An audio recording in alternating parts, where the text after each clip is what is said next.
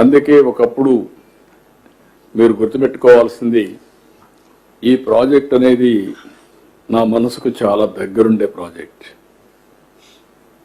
First day ఇక్కడ మీరు ఉన్నారు, చాలా మంది ఫస్ట్ డే నుంచి కూడా ఈ ప్రాజెక్టులో మీరు అసోసియేట్ అయ్యారు. నేను వచ్చినప్పుడంతా వచ్చారు. నేను సోమవారాన్ని పోలవరంగా పెట్టుకున్నాను. ఎవ్రీ మంత్ ఒకసారి ఒక నెలకు కానీ 2 నెలలకు ఒకసారి 60 సార్లు 70 సార్లు ఇక్కడ విజిట్ చేశాను. ఎన్నో కష్టాలు ల్యాండ్ ఎక్విజిషన్ అవన్నీ కూడా పరిష్కారం చేశాం. కాంట్రాక్టుల్లో చాలా సమస్యలు వస్తే అవన్నీ అధిగమించాం. 72% పూర్తి చేశాం. 5 ఏళ్ళు వీళ్ళు వచ్చేసింది 2% పూర్తి చేశారు. మళ్ళీ పట్టిసీమనే మాట్లాడితే పట్టిసీమ అనవసరం, ఎక్కడ నీళ్లు తీసుకుపోతారని మాట్లాడారు, రాజకీయం చేశారు. పట్టిసీమను కట్టనీయకుండా చేయడానికి విశ్వ ప్రయత్నాలు చేశారు. ఆ రోజు నేను పట్టిసీమను కానీ చేయకుండా ఉండుంటే ఈరోజు రాయలసీమకు అన్ని నీళ్లు ఇచ్చేవాళ్ళం కాదు. రాయలసీమకు అన్ని నీళ్లు ఇవ్వకపోయి ఉంటే రాయలసీమ ఈరోజు ఇంత అభివృద్ధి అయ్యేది కాదు.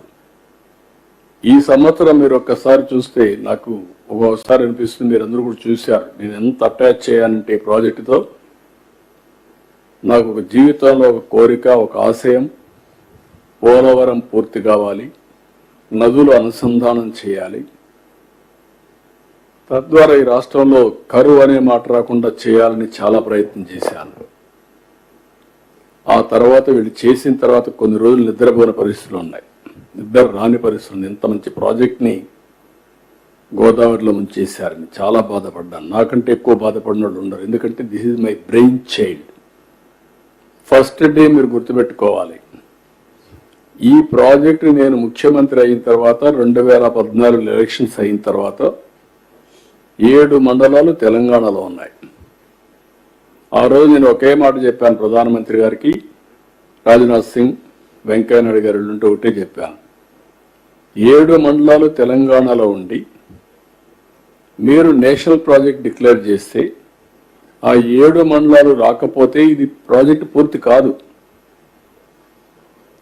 దానివల్ల నేను ముఖ్యమంత్రి అయినా మీరు ఏమంటారు, మళ్ళీ తెలంగాణ ఒప్పుకుంటే తప్ప ఇది జరగదని చెప్పి అడ్డం పెట్టే పరిస్థితి వస్తుంది. కాబట్టి నేను ప్రమాణ స్వీకారం చేయను, మీరు 7 మండలాలు ఇస్తే తప్ప నేను చేయనంటే ఫస్ట్ టైం చరిత్రలో 7 మండలాలు ఇస్తూ ఒక ఆర్డినెన్స్ ఇష్యూ చేసి ప్రెసిడెంట్ ఆఫ్ ఇండియా క్లియరెన్స్ ఇచ్చిన తర్వాత, పాస్ చేసిన తర్వాత పార్లమెంట్ సమన్ చేశారు. ఇంతవరకు ఎప్పుడు జరగల. ఎవరైనా ప్రధానమంత్రి ప్రమాణ స్వీకారం చేస్తానే, మంత్రుల ప్రమాణ స్వీకారం చేస్తారని పార్లమెంట్ పెట్టి ప్రమాణ స్వీకారం చేసి తర్వాత రెగ్యులర్ బిజినెస్ స్టార్ట్ చేస్తారు. ఈ ప్రాజెక్ట్ని అట్లా కాకుండా అవుట్ ఆఫ్ టర్న్ తీసుకొని చేశారు. కాబట్టి ఆ రోజు ప్రధానమంత్రి గారు చూపించిన చొరవ కానీ బీజేపీ తీసుకున్న చొరవ వల్ల ఈరోజు ఆ ప్రాజెక్టు సాధ్యమైంది.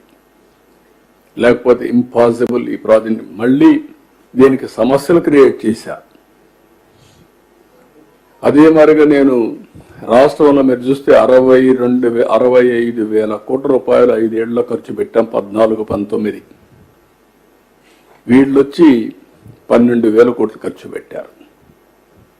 రాయలసీమలో 12,000 కోట్లు ఖర్చు పెడితే వీళ్ళు 2,000 కోట్లు ఖర్చు పెట్టారు.